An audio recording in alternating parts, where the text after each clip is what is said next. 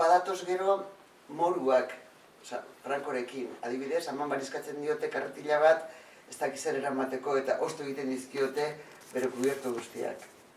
Berak utzitako karretila.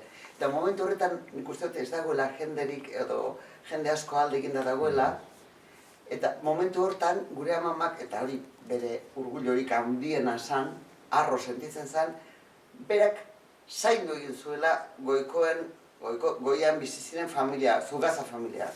Eta Zugazatarren biblioteka. Antza denez, Zugazar alde egin zutenean, neroneko zainduko dut.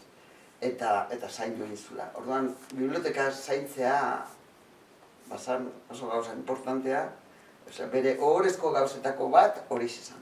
Biblioteka zaindu zula, bere kubiertok zaindu zaintzen ez jakin izan, baina liburutegia bai.